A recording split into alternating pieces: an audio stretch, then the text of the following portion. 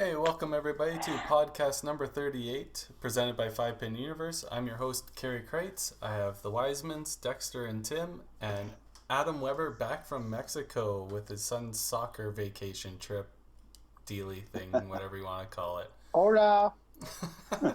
Cerveza. C. Yes. So, obviously, we had the TPC this last weekend. Jordan Schuss ended up winning it, beating Dexter in the final. He was a runner-up. Danny Bear won the $1,000 Invitational. Jennifer Devaney won the ladies' $500 Invitational.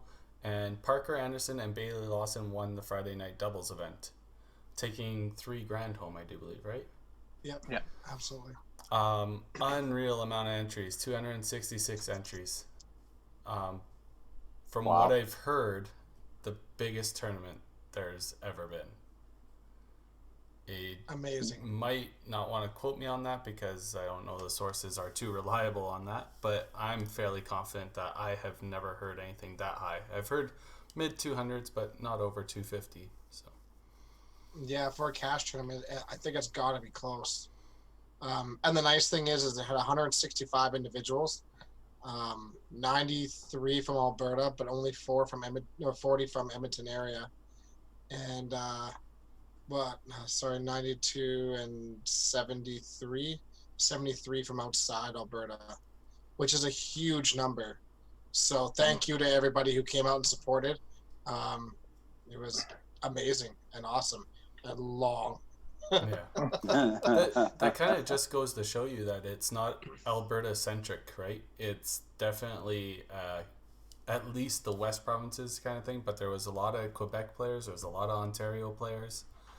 So it's definitely become Canada wide. That's for sure. I do have a breakdown actually. So as Dexter said, 93 came from Alberta, only 44 from Edmonton area. BC had 22, Saskatchewan had 22. So surprised that there was an even with that. Manitoba had 15. Northern and Southern had 10 altogether, and Quebec 3. Yeah. So it kind of gives you some little bit of a roundout there. So That's amazing. yeah, almost 1-to-1, right? And that's pretty cool to have that kind of ratio. Well, I think it's a testament to, number one, the tour. Obviously, having that respect level and everything growing. Number two, obviously, just how well you guys run that event, especially in the Sherwood Bowl region. And then number three, now all of a sudden you're seeing a lot more prize money, right? That top prize, upwards of like $7,000, somewhere in that range Over now seven, for first prize. That is going to draw the East Canada or beyond, just because there's a ton of money to be made. Yeah. So if you ran up to one side without losing, and say you lost on the B side, you ran up to one side, it was like $7,200 or $7,300 $7,250, I think, without your qualifying money. Yeah. $500. Without winning a match on the other side. So it's $8,000 already, besides all your other investments and side pots and whatever else you got going on there. So it is. We gave away $107,000 in prize money, or in money, yeah, which is pretty incredible. That's a lot of money. It's just a crazy number in a 5-pin sport. It's absolutely ridiculous. It's getting better and better, and we're getting more and more noticed all the time. Even Strathcona County Sherwood Park is starting to notice more. Just with the numbers of people that we're bringing into the community and staying at hotels and eating in their restaurants and stuff. It's the Chamber of Commerce is all of a sudden like noticed and really happy about it. So all positive things. It's just the game, or the competitive side of the game in the cash circuit is just growing exponentially, and it's nice to see that happening. Once again, like that kind of cash flow, it's crazy to me that bowling manufacturers for 5-pin or bowling shoes aren't there promoting their products, because there's that much cash flowing around. You're gonna sell products, and to get your name on the highest level of 5-pin bowling in Canada would be huge for the sales for in Canada alone. Like, people would want that product. It's baffling. And I'm that's why almost- you're seeing people yeah. not buy that kind of equipment anymore. They're going to Absolutely right. other stuff, right? Well, almost you thinking get we should. Yeah. Sorry. you carry get on. you get people in that moment where, especially once some of the booze is flowing a little bit, and all of a sudden the wallets start opening. It's like shooting fish in a barrel for some of these companies. Yep. Right? You see, Mike Lacousse have half a bad game. He's going to go buy another set of balls. Yep. Right? It happens all the time. Right? I have no idea why these guys aren't seeing it. And we've had the opportunity to speak with Bufa a little bit there. It shocks me that there's no real promotion of that type of a product at these particular events. I think I'm gonna reach out to Dexter Shoe Company, just to touch base and just see if there is any interest in it at all. Because there should be something for the 5-pin game, and I think they need to be aware that people are moving away from the designer bowling shoes and going to custom made stuff, and maybe it's time that they make a move and try to promote their products within the Canadian game. Yeah.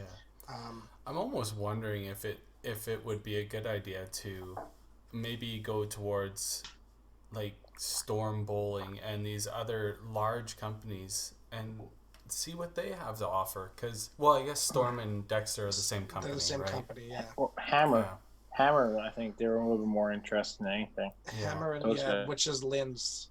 So Yeah, they've used been to be around Lynn's, for yeah. a long time. So, yeah. There's got to be something, because you can't tell me that $100,000 going through a bowling center on one weekend for one tournament And doesn't draw attention. And that's just in prize money, guys. Like, Yeah, that's not including what goes through our till in food and liquor and, all that fun stuff too, right? I mean, yeah, it's an insane number of money that's going through a small little 16 center house in one weekend. Yeah. Just nuts. So, but it's just nice to see again. It's just nice to see growth, and we continue to see growth almost every year. Yeah. With that being said, we got to make some changes, I think. We're discussing it as we are right now. I think originally we're talking about maybe swapping the invitational and the shift on Thursday. We have an invitational in the morning, have the shift in the evening. However, honestly, after we looked at how many people actually come up for invitational, it was packed in there. It was wall to wall people in there, and honestly, it's become kind of our this can become our big event. People are looking forward to. We post online, and with honestly us just randomly just putting up a shift and again filling up to 24 people on the day a couple days in advance. 2 weeks before, we're like, hey, we're gonna open up an 18-person shift, instant fill. Yeah. And then 2 days before, we're like, you know what, we're gonna open up 6 more spots, and it basically filled right away. It's amazing. So if there's interest to have the Thursday shift in Thursday brunch time, why not? We're talking about maybe moving to 10 o'clock instead of 11. It gives a little bit more wiggle time. Yeah, especially if. Yeah, I don't see you guys having a problem. I think that shift fills. And I do agree with you. You should keep the Invitational as your evening event. I think Blair Tuck put it best. It's your marquee event, right? Everybody wants to be there to watch those guys. They put up $1,000 to play in that specific event. It's high stakes, and that's what a lot of people watch. Trust me, people don't watch poker to watch people play cards. They watch to see the money exchange hands, right? So. Mm-hmm.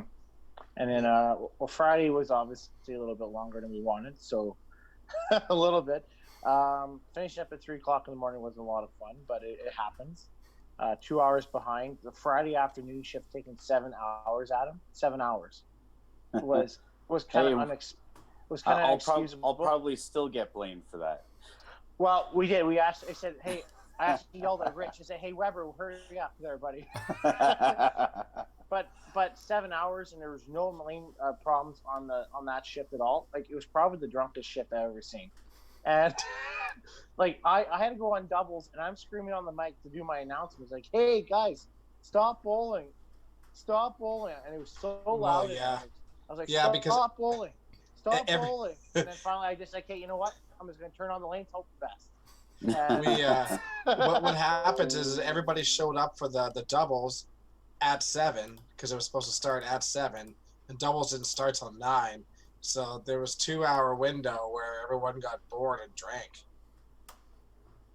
Yeah. And so anyways, so we're talking about cutting back the 6 games for the doubles to 5 games.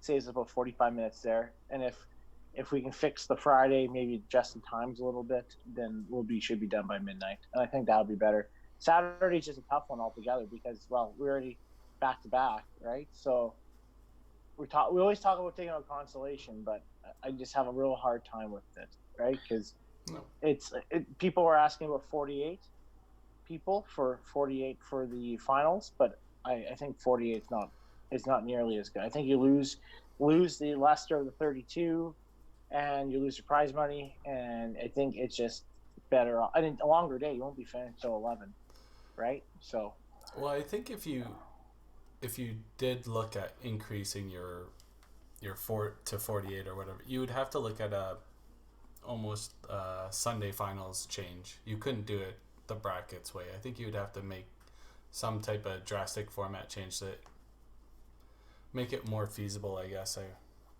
I would say, because you'd have to reduce your cut money because you obviously don't have availability to as much prize money, and I don't know. I don't think you get rid of consolation because that one spot isn't going to increase your numbers.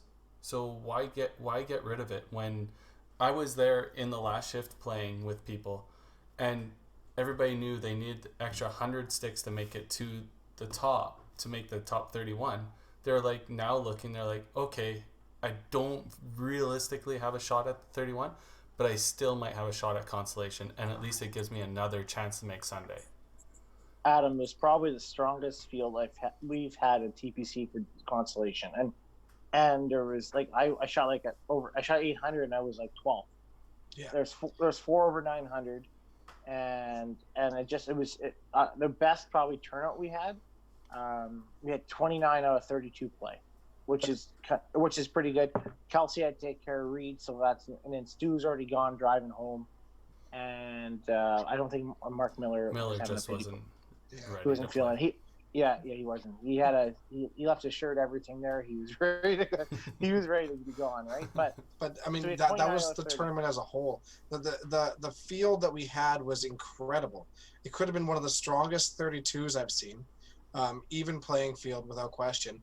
Our cut was basically 2,200 on the nose, 2,198 I think is what it ended up being.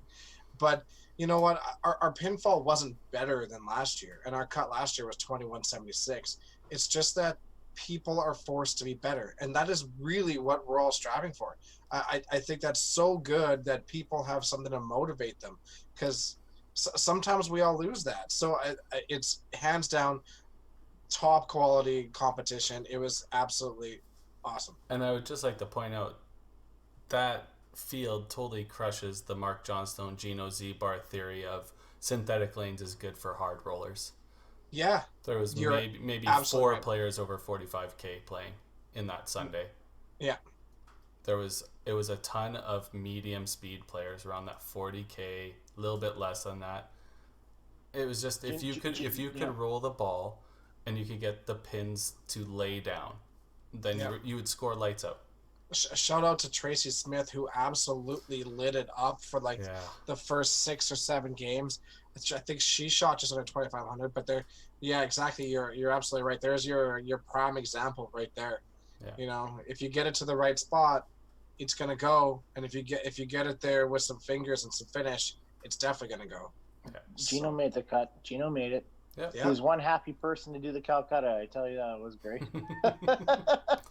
It was good. How quick were the approaches throughout the weekend? They got heavier as more people were in there, just because of the amount of humidity. Yeah. But they weren't stupid heavy. So no. Sunday was back to what they were before. Sunday felt exactly the same as normal, but it must have been just the sheer volume of bodies in the Friday. Yeah, the Friday and Saturday it was heavy. You would find a few sticky spots here and there, but it was all due to humidity for sure. Yeah, it was a lot of people there. It was pretty good for the most part. Yeah. Big shout out to Rylan who whooped Mitch Davies. in the Invitational. I want to point that out. Called it. Yeah. Yeah, good for him. I think that's exercising some demons too. So good for him. That's fantastic. Mitch took it all really well though too. He Yeah, was good. He was good with it. So that yeah, was good. absolutely. Well, Mitch is smart enough to know that it's not quite a coin flip, but it's extremely close when you get into 5-game matches like that. It's who gets really hot, right? Yeah. He was started picking a little bit. Ryan was throwing more strikes, and it just kind of happened that way. Yeah, it was good that way. I was happy to see Robbie Olsen find it for a few matches there as well. Yeah, Maybe try to get that monkey off his back a little bit there too. played really well. It was awesome to see. A few of them. It was really awesome to see. Danny Bear played absolutely lights out in the Invitational. The final match where it's only 2 games. What was it? What was his double? Like 770? Yeah. Like it was insane. And Taylor is over 6. Yeah. Yeah. And got annihilated. Wow. I told Danny that the bowling ball I sold him, that black original soft roll, was I gave him the wrong price by accident. He owes me some money. Well, you covered that up later, so you're okay, Dex. Yeah, it was all right. There was lots of good play on the weekend. Like Michael Wist shot 440. Eric Chose had a 410. There was another 400 too, wasn't there? Well, maybe it was only 2. No. Eric had a chance and he pitched it down the side. Right, you got a 400. Oh yeah, he had a 390 or whatever. Yeah. There's some good play. But I think because Mitch was trying to do like an over under or whatever, he would have been wrong on that because there was only 2, and I thought it would have been more, but I could have had one against Mitch, but we quit after I threw a chop in 9. Huh. Yeah. There is I guess something we should bring up. Dexter's corner book or rule book corner. Man, I've missed this segment. So it's the same old rule that I don't think everybody's quite clear on the ruling on it. It's the old corner pin lean. Michael was on a perfect game run in frame 9. He thought he had left the corner. It was the right corner, I do believe. A pin had rolled into it. It looked like it was leaning off base. But what is the ruling, Dexter, if it is off its base? Okay, so we'll go through this again, and there's sort of like the cultural definition of what people think the rule is and what the actual rules are, and I guess the problem is that it's just there's just really no good way of us knowing when things actually happen. So there's a couple different rules. Any pin which is leaning or not standing solidly on its base due to the support of another pin or pins or ball shall be declared a down pin if the pin falls when the supporting pin or ball is removed. How do you prove that? Yeah, especially when the pin cycles or when the machine cycles, right? There's no way to stop the machine from cycling. It's going to cycle regardless. There's no way of knowing because the pins are getting pulled up, they're not releasing and then going down, they're getting pulled back up. If there was a way to build that into the machine, that would be awesome. Get rid of the shields, put on the light system so that you can actually see the pins. And if you could build it into a way where the machines drop all the pins or just release tension on the pins and then pull them up, then maybe we'd have a better idea. But here it's really hard to say. And for me, again, if a pin pushes into a pin and then the pin leans back and away, to me there's really no way that pin is supporting the other one. Physics in my mind, it just doesn't make any sense. So it's tough because we just don't have a way of going down there. I think the easiest way is if you pulled that out on an unbiased opinion, and if you think it would have fallen, it's a different story, right? But yeah, Michael's was actually like it was leaning away, it wasn't leaning into the pin, Mm-hmm. right? So if you think the momentum was enough to make it knock over, it would have fallen already. Yeah, Right? and that's what I mean. The pure physics of it to me is if a pin rolls into it and that pin leans away from the other pin, there's no way that pin is supporting it. If the pin is behind it and the pin is leaning onto it, then that's something totally different. But if that pin is in front and pushing the pin away and it's not over, I just don't see how physically that makes sense. Now, we want to point out Michael Wiss never actually called it. He walked away. He thought he was going to pick up his spare ball, and he was ready. And somebody else said, "Hey, it's already down," and it's corrected. Yeah, it was the majority of the crowd had spoken up on his behalf, saying it was down. So it wasn't under his control. But before we get to that, there is one other rule. Any pins which are leaning or being held up due to the visible support of a connecting string of a pin or an automatic string pin setting machine shall be counted down, regardless of said machines resetting such pins. Again, there's really no way of us sitting there and judging. I mean, unless you could see when a string doesn't release, because that pin will be literally 3/4 of the way over, hanging. But it just pushing back. It's really hard to say.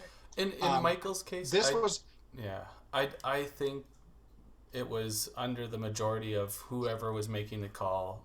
The crowd made the call, so I would never be the person to argue against that call. Yeah, absolutely. I have a problem with a rule that can be perceived both ways. It's so ambiguous. Yeah. And there's no clear-cut definition of what it's going to be because we can't be back there to take a look at it. No. It was terrible for Michael. And Michael is one of the nicest, most honorable people you will ever meet in your life. And I talked to him after, and he went for a walk after because he went 11 bagger left pitch. Yeah. And you could see in his face that's like he wasn't doing okay. And I asked him, "Is like you doing all right?" He's like, "Yeah, I'm all right." But then we talked about it later, and he's like, I threw the first one in 10, and I knew I was going to throw the second one, no problem. And then he's like, so I threw the second one, and then I'm standing up there on the lanes, and then I got to thinking, what happens if I throw this one? Like, what's going to come of it? What are people going to say? I feel really bad for him. Yeah. Because it's a really crappy situation to be in. And super honorable guy, right? So it's out of his control too. Yeah. Especially when the crowd was split, even though I do believe a majority of the people believe that the pin should have been counted as down, there was still a clear-cut amount of people that said the pin wasn't obviously going to fall because nothing was supporting it. It clearly stood there. It was off its base, but it wasn't to a point it should have toppled. So I was in the camp that I don't believe it counted, but I was looking dead on. I was behind Michael videotaping and watching, so I didn't have an angle to tell you if it was, maybe it was leaning at 45. No, I was up at the front counter and I saw it, right? And I saw it and it wasn't, I saw you saw, Karie. Yeah. The problem was it was wild. It was kind of a wild scene because so many people were over there. It was 8 in a row going to 9.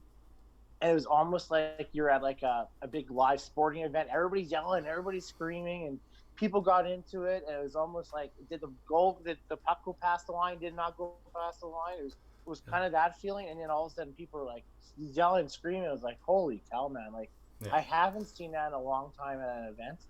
And kind of cool. It was kind of cool atmosphere. Just maybe the wrong call, unfortunately. So, like, from that point of view, I really think C5 has to take a better look at that ruling to try and make it more decisive. So what would you like? What kind of rule would you look into? My thought process is if it doesn't fall over, I don't care if it's supported or not. If the machine malfunctioned and the string didn't release, that's an issue that needs to be looked at. But if the pin just doesn't topple over, it's not down. That's the way I would look at it, and that's the way I look at it in league. If my pin doesn't fall and the machine doesn't count it, I shoot at it. I don't care if it was leaning or not. It's just something that I want it to be decisive. If not 100% of the people agree that the pin was over, then I'll be shooting at it. And the biggest problem we have is that the rule that everyone's going by is a rule that has been just made up and just accepted as the bowling society rule on leaning pins. And the rule isn't it's leaning a little, it's down. That's not the rule. But everyone's just sort of grown into that and accepted that, and it's become a cultural phenomenon across the country. From your local beer leagues, like you pick a corner out of the gutter, it's going to count, right? So. Monday Night Rules. But it's true though. It almost affected $6,000. Yeah. Right. Like, is that ruling basically before like pin setters and strings were a part of the process? No. They have specific rules for free fall. They have specific rules for pin setters. For pin setters or even hand setting.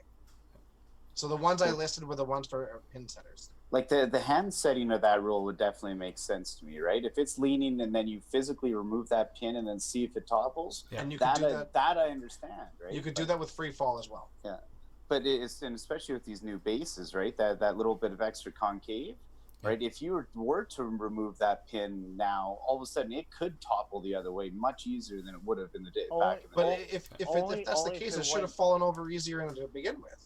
But the other way, you're thinking the other way, right? But if you remove that pin on the inside and it topples back, I could see it easily go that way with the new bases, right? So if it's going into the pin, yes. If it's going away, no way. It should have been all right. But what Adam's saying is, if you remove the pin, would it come back to center and would it topple forward? Rock back, yeah. That one honestly wasn't as lean as much as you think it was. But that is definitely a question, right? Again, it's all subjective, right? Completely subjective. That's why I'm kind of on the same plane as yourself, Karie. Is if it's an up pin, then it's an up pin. Yeah. My interest is if you pulled that pin out. Okay, so Joe Bull goes down there. Say Adam goes down there, pulls it out. First of all, him jumping down the deck probably would knock it over, but. If you put it down there and you pull that pin out, right? If you pull that pin out, like how fast are you gonna pull it? Slow? Or are you gonna pull it fast? Yeah, exactly. It's like playing Jenga, you know? Right? That's right. And who's gonna do it? Yeah. If it's like home crowd, right? Yeah. Just bam! Oops! It fell over. Wouldn't that be wild going for a PG and all of a sudden it's just like, oh, let me go down there, let me pull that out. Yeah. Like just push the reset button. I don't want to be around that, right? So there's definitely got to be a way that, unfortunately, I'm not smart enough to come up with a rule to fix that. But there's got to be people looking at this and trying to figure out if there is a way to make it more, so everybody understands. Like, yes, that's a down pin. No, that's obviously not a down pin, because you run into situations like this was $6,000, almost a $6,000 decision, right? And then you got a guy like Michael who maybe he did throw that last ball a little bit shy because he didn't want all those people on him after saying, well, that ninth frame wasn't a down pin. Yeah. The call was made. The call went through. It is what it is. If I was Michael looking at it, I might have had that little doubt in my mind, but I wasn't the one that made the call. Everybody else made the call. Yeah. Move forward. He's just too nice of a guy, to be honest with you. But Karie, it's all the rules out there. I mean, you look at, we had one individual bowled on the wrong lane, right? So I went up and deleted his score, and somebody else in the back, who's a judge of play, was like, hey, don't you just move that score over? And it was middle of a game. It's like, no, you can't do that. That's not the rule. But to me, that's a clear-cut rule, right? Like, that's, if you throw in the wrong lane, out of order, it is a dead, it's the way it's written. A dead ball. The rule is so wordy the way it's written, and they use team and singles rather than like saying, if everybody on a lane bowls out of order, then you move it all over. But if one individual on the lane bowls out of order, then you delete it, because that's the rule. But then you put in the word single and team, and now people are asking, well, is it a team event or is it a singles event, or what constitutes a team event? And like, it's just not clear cut. And Well, they're also looking for an advantage or trying to read the rule like they want to. well, so. no, but we had it happen. We had it happen at the Open, and it wasn't anybody looking for an advantage. It was just they didn't have a clear understanding of it, and that's when we got the clear understanding from Sheila Carr. Uh-huh. But that is the rule. If multiple people bowl out of order, you finish the frame, you move it over. So is this a situation where, like, now we've explained two different situations that happened, that the WCBT might have to institute judges of play? We've talked about it before, and I don't know if I don't think it's a bad idea. Regina has theirs, yeah. Yeah, it's just kind of hard to find volunteers to be there that are certified judges of play to be there and to make those decisions on 16 lanes of play of 80 players, let's say. That's a lot of attention. That's a lot of situation. You look at Saturday afternoon, you need to have 4 judges to play probably, right? You can't have one going across 8 lanes. You're not going to miss it. You're going to miss out on everything. Yeah. But we also have situations that we do have judges of play who don't necessarily know the rulings either, right? Yeah. And they're fully certified, right? So that's not on like a head judge at least. Yeah. I think maybe the WCBT, maybe we need to sit down and be like, okay, here are the rules that we want enforced, and here are the rules the way we want them enforced. Because we could pick and choose that too. For sure. Yep. So because I believe that a person down on the lane can correct their own score with the help of the other people around them. Everybody knows what's going on. There's usually 1 or 2 people watching. You can figure out, oh yeah, that ball came out of the gutter, you should put that 2-pin back up, or that pin didn't come out of the back and knock the 2-pin forward. It's just a scoring error, fix it, right? There's enough of that. You don't need a judge of play for that, but you need a judge of play to make the final decisions on like let's say a rotation error on a lineup or something like that, right? And that would have saved Michael immensely, I think. Yeah. Because it takes away friendships, it takes away the factions created. It's a singular person making a singular decision rather than a group of people trying to vie for the decision being made, right? Yeah. Because realistically, there's probably maybe a dozen rules that are really pertinent to any major tournament, or maybe a dozen that may actually happen throughout the tournament. Come up, right? Or the ones that might be a little convoluted, I guess. So yeah, it's really not that much. I just don't want to judge a play there when somebody's swearing at themselves at the foul line. I don't want to judge a play giving them a warning. It's a professional. I guess that's a loose word. It's a competitive atmosphere. You're playing for cash that you're putting up yourself. I think it's allowed to cuss yourself out at the foul line. To me, that's perfectly fine. As long as I'm not distracting the guy next to me on purpose, have at her. It's your prerogative. It's your money. Sure. Yeah. I do have a suggestion for you. Okay. Why don't you maybe volunteer your second VP and your rulebook corner analyst and specialist? I'm on this podcast as a person, not as the WCBT president. No. Please suggest all your stuff through email. Anyways, Dexter obviously knows the rulebook really well, right? So why don't we come up with a couple things and have them when you register, right? These are the rules that we're looking for you to understand. Have a couple pieces of paper out or whatever you need, right? Whether they read them or not, but at least you have something there, right?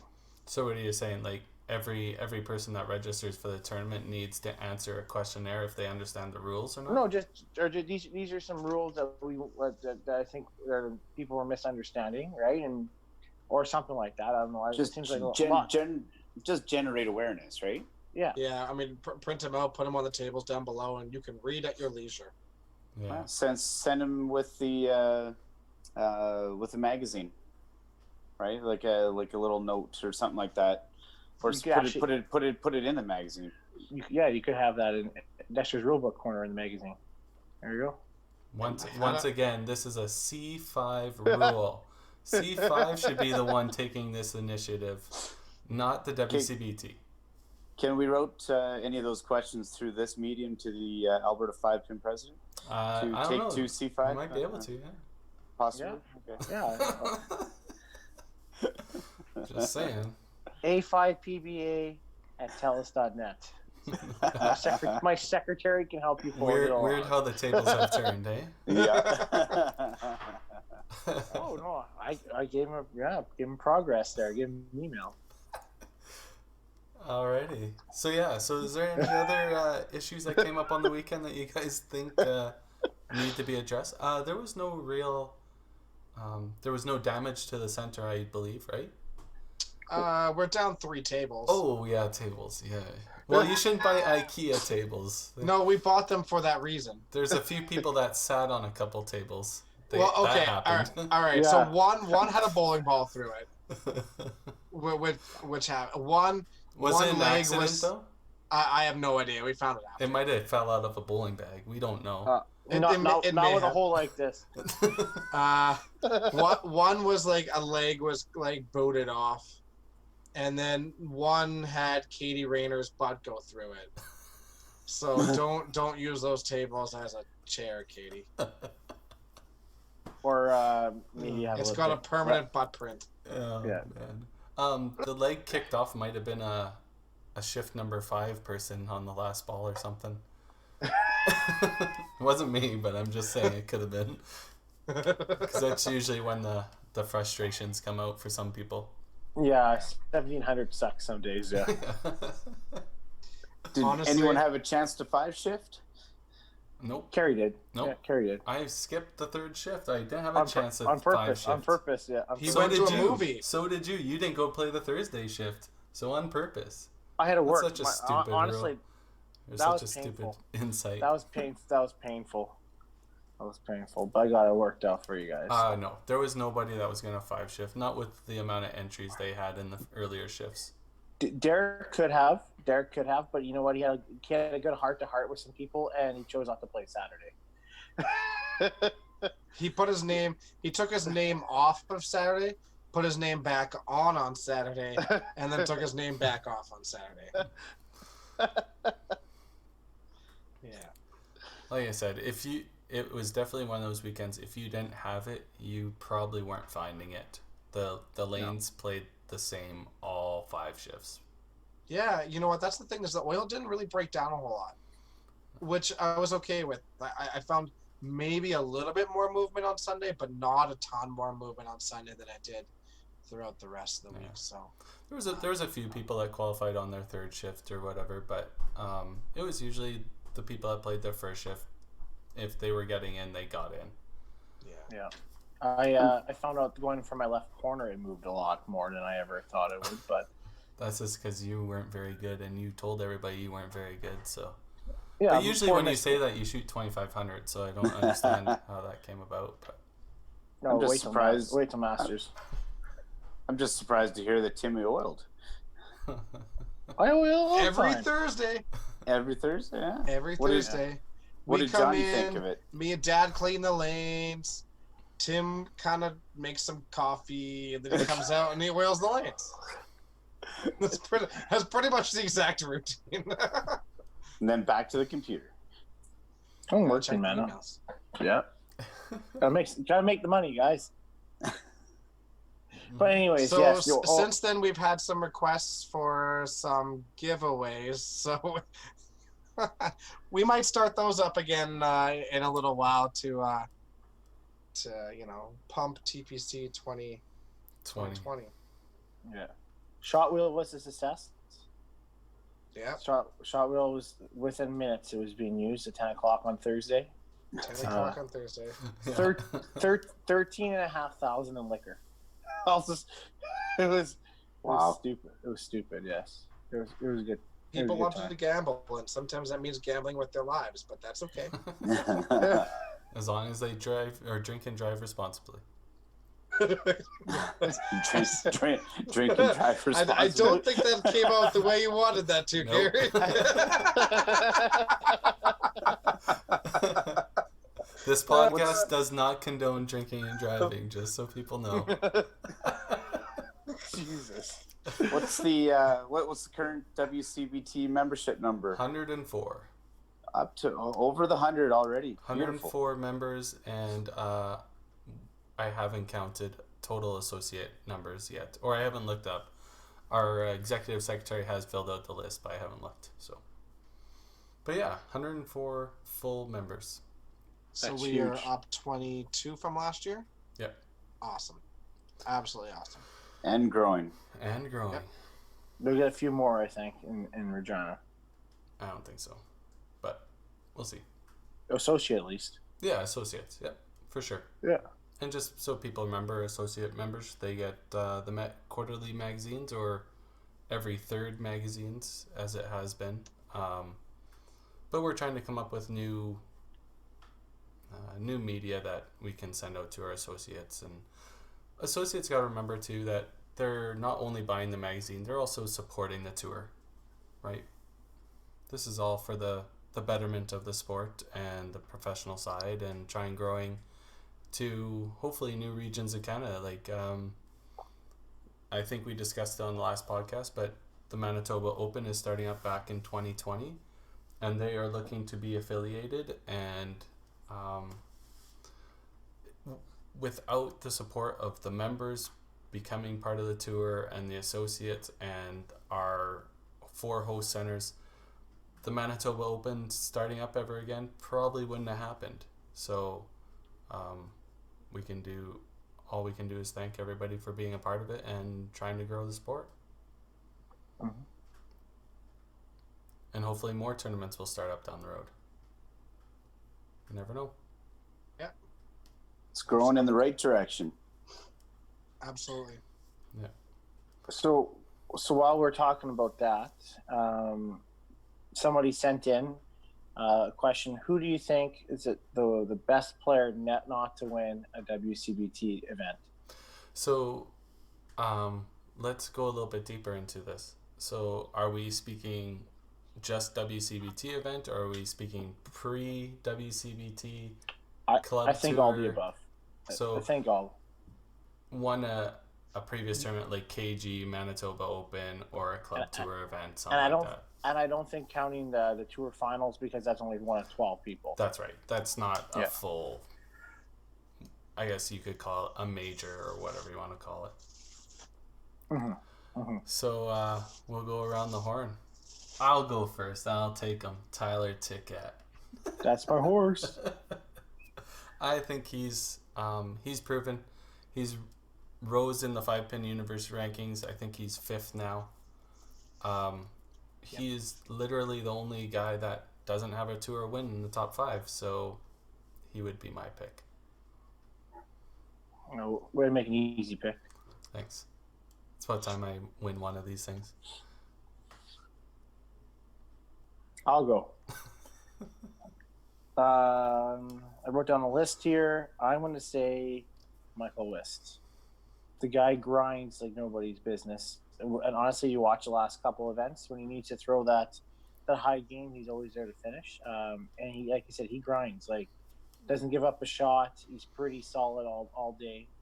Probably Michael will be my guy. Well, I know who Dexter's picking, so I won't take that away from him. I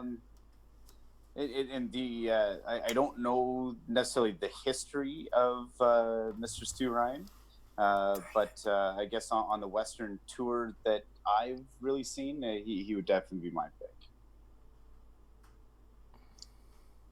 I have 2.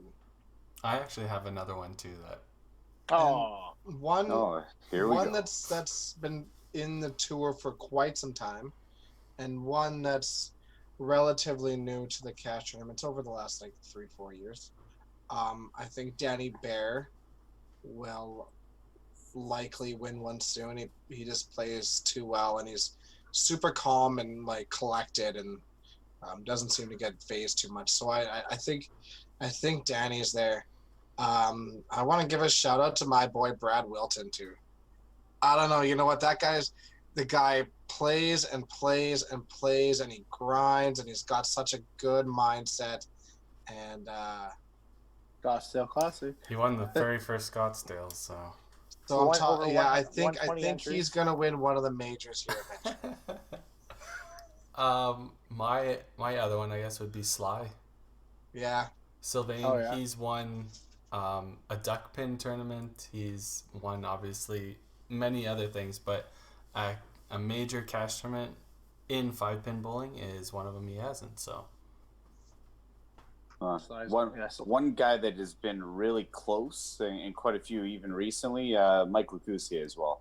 Yeah. Guy's been around forever. He's just never really been able to break through.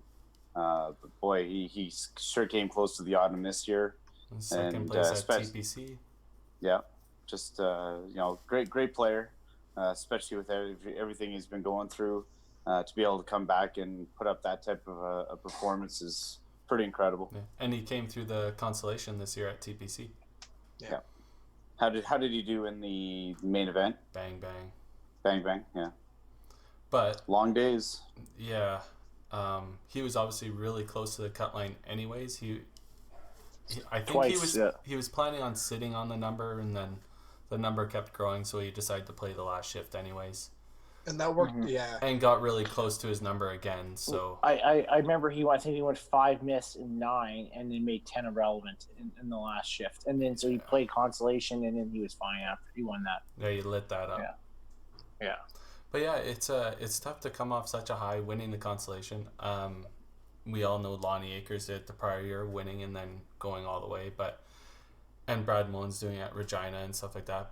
But it is such a hard to come off the consolation, such a high, beating literally 31 other players, all good players themselves, in such a small format, make it out of there, and then show up the next day and have to compete against the top 31 players all week. It's pretty daunting. Some people have done it, and I'm sure Mike could have done it as well if he would have found it a little bit earlier. But it's awesome seeing that, like, we're at the point we have so much depth and so many amazing players that whoever wins that constellation is a hell of a player too. Yeah. And we've seen it over and over. And how about Eric Chose finding it for 2 games and becoming high qualifier? Like, the guy is riding such a high. Yeah. It's insane. Yeah. A win, a second place, and now a third place. Confidence is a drug, man. It's pretty insane how it just goes. Yeah. Like you in Masters. Yeah. And you not in the cash tournaments.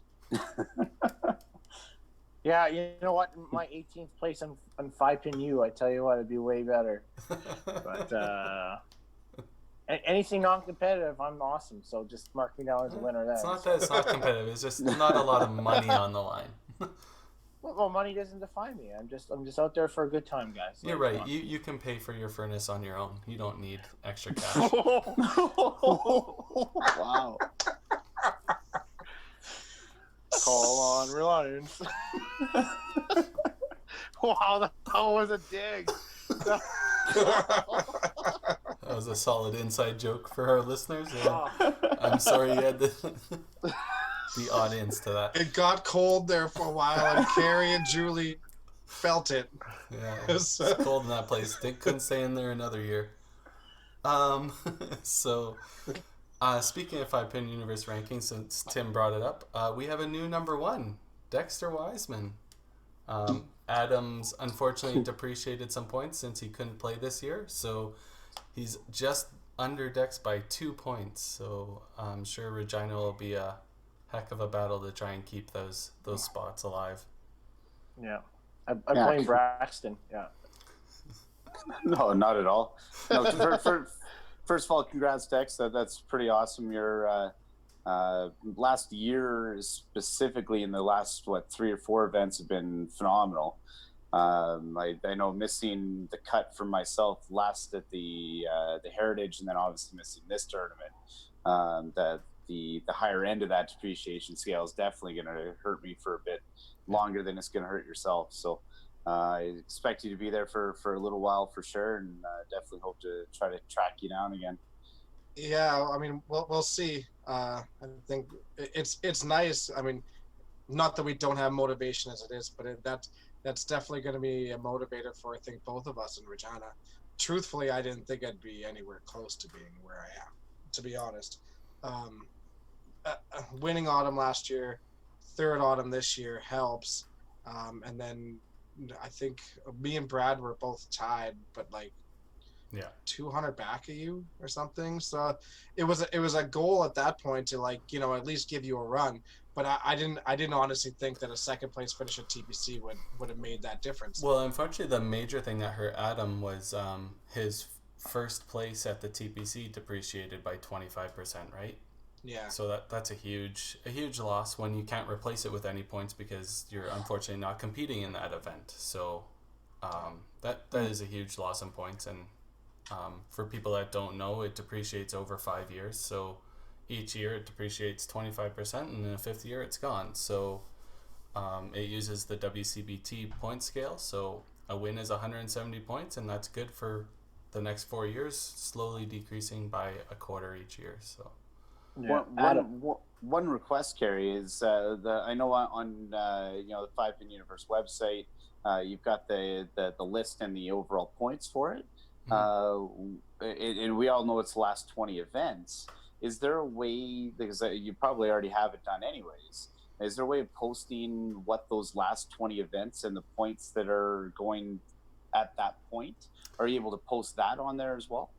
So people can kind of see what that depreciation is? If you want to scroll for 16 minutes through all the results. Well, no, I'm assuming your spreadsheet probably already does that. That's what I'm thinking. Yeah, it's a full Excel spreadsheet with, like you said, the last 50 tournaments, I think it is, and showing all the depreciation, and for like 492 people. It's a giant Excel spreadsheet, and not that I wouldn't want to post it, but I'll send it to people if they request it, but that's something I want to keep within house. Yeah. But Adam, if people want to see it, I'll definitely send it to you. Adam, you got something going for you. You also forget in that depreciation that the year that you missed out for Regina because of Matt Good, you'll be able to gain those points back real fast. So no, that's true. But that's also like 3 years ago on the same scale, right? Yeah. So it's all minimal, 0 points at that point. But it's incredible just how, because I went through a pretty ridiculous stretch there, like 5 or 6 tournaments. And even in the second year of that, all of a sudden there's big depreciation. The rankings are definitely a more of a now than the past. So it's more of a true ranking, which is the way it's supposed to be. And quite frankly, Dex belongs there at the moment. Oh, trust me, I felt it. I had lots of points there for a while. Now it's not so much, but at least I'm coming up to Regina. I've missed the cut like 3 years in a row. These points will be easy to get back. Me too. Hey, Adam, so we have had a lot of people come in interested about the TPC, asking who's won, looking at the board, and every single one of them is like, wow, Dexter, you came in second. You did awesome. He's like, hey, I came in second, but I'm first in the 5-Pin Universe ranking. That's all he's been telling everybody. I have not said that a single time. I don't know. Ego's gone a long ways. It's good because it's something you should be proud of, right? It's I'm the first person to congratulate somebody on something that's deserving. Right, and we've talked about this in the past, where there's just a lot of people, a lot of jealousy out there that, people don't necessarily want to see people succeed, and especially if it's at their defeat, right? And it's old school way of thinking, right? So like from a personal standpoint, I'm thrilled for Dex. It's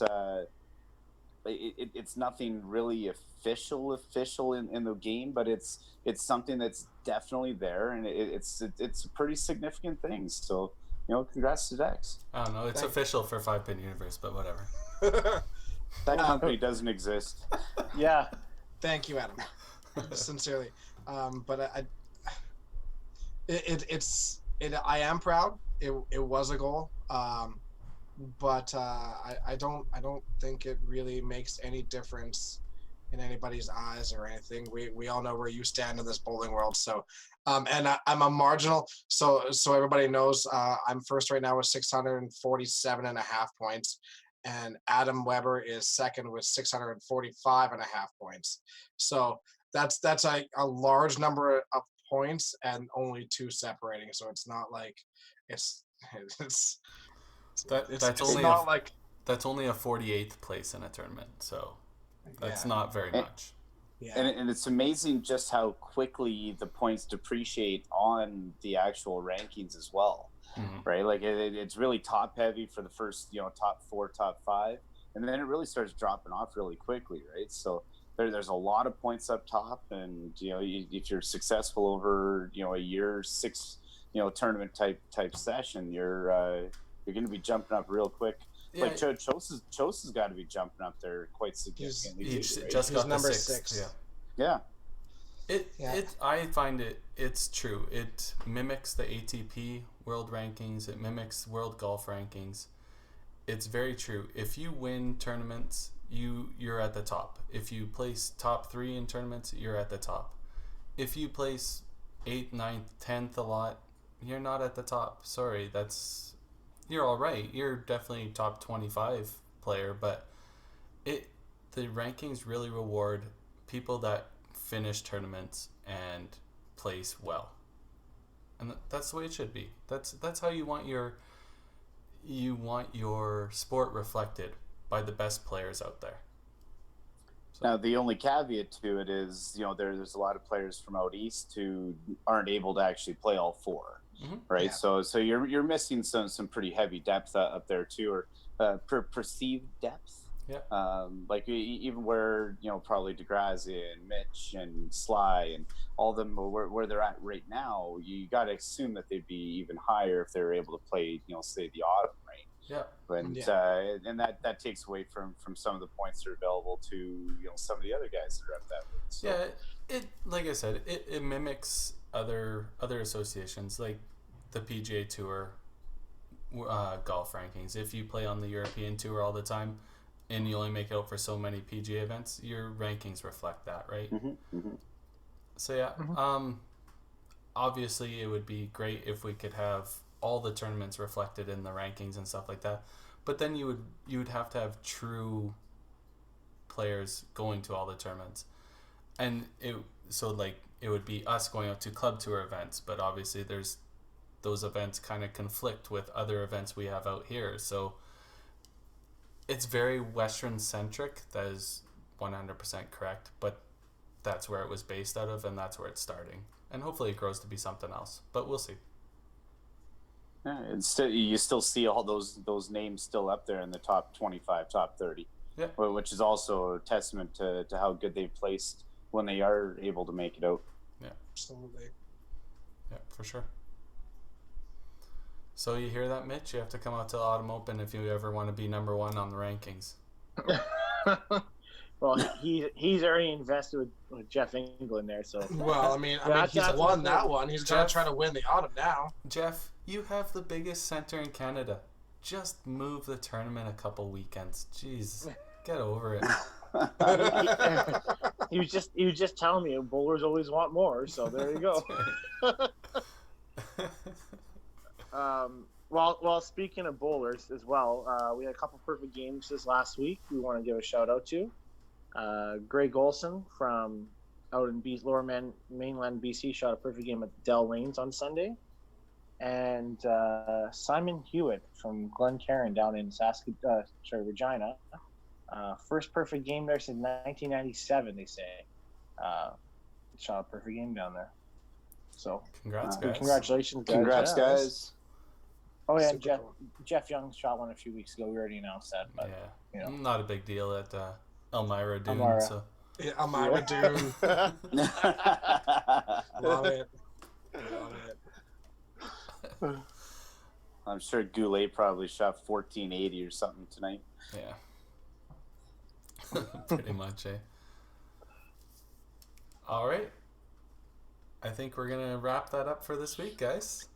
Awesome. Next week, we'll bring on another guest. We didn't bring a guest on this week just because we wanted to wrap up some TPC time and didn't really think we'd give the guest their proper due. So, yeah, submit your questions on our Facebook page. Become a patron at patreon.com/5pinuniverse. Or hit up Tim. Everybody has his number. Send him questions anyways. All right, thanks, guys. Especially if you want rules changed. That's right. Or ask him about the inside joke. He'll tell you all about it. Grab a beer first. All right, thanks, guys. Thank Take you. care.